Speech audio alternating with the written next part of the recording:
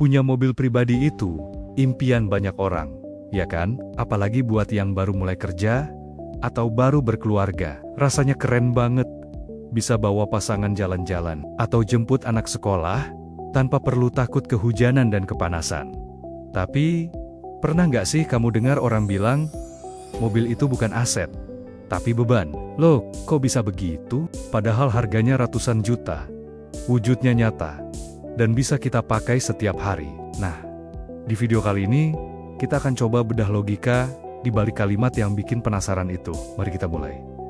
Oke, kita semua tahu kenapa orang pengen banget punya mobil. Alasan utamanya jelas kenyamanan. Nggak perlu lagi panis-panasan di jalan, nggak perlu nunggu ojek online yang kadang harganya selangit pas jam sibuk. Dan tentu saja, jujur aja, ada sedikit rasa bangga dan pengakuan sosial saat kita punya mobil sendiri. Seolah-olah itu tanda kesuksesan. Tapi, yang sering dilupakan sebelum kita tanda tangan surat pembelian adalah mobil itu bukan cuma soal harga belinya. Karena faktanya, begitu kamu membawa mobil itu keluar dari gerbang dealer, nilainya langsung terjun bebas. Rata-rata, nilai mobil baru itu bisa turun sekitar 15-25% hanya dalam 1 tahun pertama kepemilikan. Artinya, kalau kamu beli mobil seharga 300 juta, nilainya bisa jadi cuma 225 juta dalam waktu 12 bulan saja. Uang 75 juta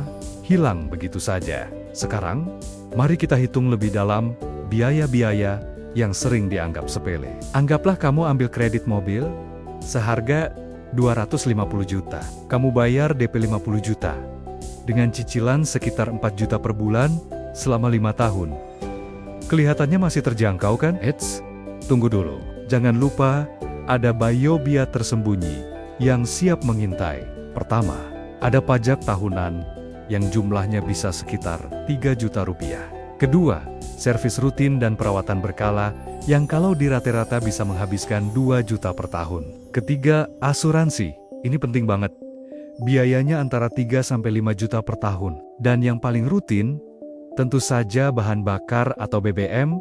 Kalau kamu cukup irit, mungkin pengeluaran BBM sekitar 1 juta per bulan. Kalau kita jumlahkan semuanya, dari cicilan, pajak, servis, asuransi, sampai bensin, total pengeluaran bulananmu bisa mencapai 8-10 juta rupiah. Mengejutkan kan? Artinya, kamu bukan cuma sedang membeli mobil, tapi kamu juga sedang membeli sebuah gaya hidup baru yang menuntut biaya operasional yang sangat besar. Nah, disinilah kita masuk ke inti perdebatan.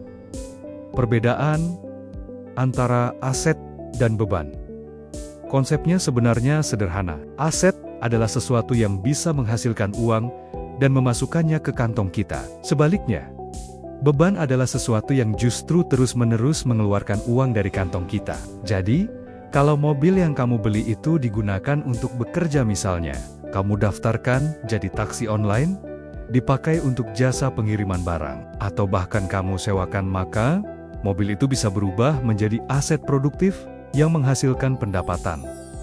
Tapi, coba kita lihat skenario lain. Kalau mobilmu 90% waktunya hanya terparkir manis di garasi, jarang dipakai, kecuali akhir pekan. Sementara setiap bulan kamu harus pusing membayar cicilan, bensin, dan biaya perawatan lainnya. Ya, jelas sekali dalam kondisi ini mobilmu adalah sebuah beban finansial. Dia tidak menghasilkan apa-apa, tapi terus menggerogoti penghasilanmu. Tapi, jangan salah paham dulu. Kita tidak bisa melihat mobil hanya dari kacamata finansial semata. Bagi banyak orang, mobil itu juga merupakan investasi emosional. Mobil bisa menjadi simbol kebebasan, fleksibilitas, dan kenyamanan hidup yang tak ternilai. Bayangkan, kamu bisa pulang kampung kapan saja, tanpa pusing cari tiket. Kamu bisa mengantar orang tua berobat dengan nyaman, atau menjemput anak sekolah tanpa perlu khawatir kehujanan. Momen-momen seperti ini punya nilai yang tidak bisa diukur dengan uang. Jadi, kalau kamu membeli mobil dengan kesadaran penuh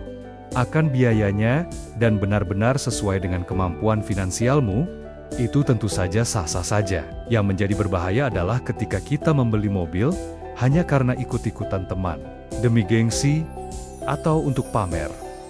Padahal sebenarnya, kita tidak benar-benar butuh dan tidak mampu menanggung biayanya. Maka dari itu, sebelum kamu memutuskan untuk membeli mobil, coba berhenti sejenak dan jawab 3 pertanyaan penting ini dengan jujur. Pertama, apakah mobil ini nantinya akan menghasilkan atau justru menghemat uang untukku? Misalnya, apakah biaya transportasimu sehari-hari memang lebih mahal daripada cicilan dan operasional mobil? Kedua, apakah aku benar-benar siap dan sanggup dengan semua biaya bulanannya? Bukan hanya cicilannya, tapi juga bensin, servis, pajak, dan dana darurat untuk perbaikan tak terduga. Dan yang ketiga, apakah ini adalah sebuah kebutuhan nyata? Atau jangan-jangan hanya keinginan sesaat yang didorong oleh gengsi? Kalau ketiga pertanyaan ini bisa kamu jawab dengan mantap dan realistis, maka kemungkinan besar kamu memang sudah siap untuk memiliki mobil. Jadi kesimpulannya, apakah mobil itu aset atau beban? Jawabannya tidak otomatis hitam atau putih. Semuanya sangat bergantung pada bagaimana kamu memandang dan menggunakannya. Bagi sebagian orang, mobil adalah beban mahal yang terus menggerus gaji setiap bulan tanpa memberikan nilai tambah yang sepadan. Tapi, bagi mereka yang cerdas dalam mengelola keuangannya, mobil bisa menjadi alat produktif yang justru memperlancar rezeki atau memberikan kualitas hidup yang lebih baik. Intinya, sebelum kamu tergiur promo dan memutuskan untuk membeli mobil, pastikan dulu kamu membelinya karena sebuah kebutuhan, bukan sekadar menuruti gengsi. Terima kasih sudah menonton sampai akhir. Semoga video ini bermanfaat dan bisa memberikan perspektif baru buat kamu yang sedang mempertimbangkan untuk membeli mobil. Kalau kamu suka dengan konten seperti ini, jangan lupa untuk like, komen, dan subscribe channel ini ya. Sampai jumpa di video berikutnya.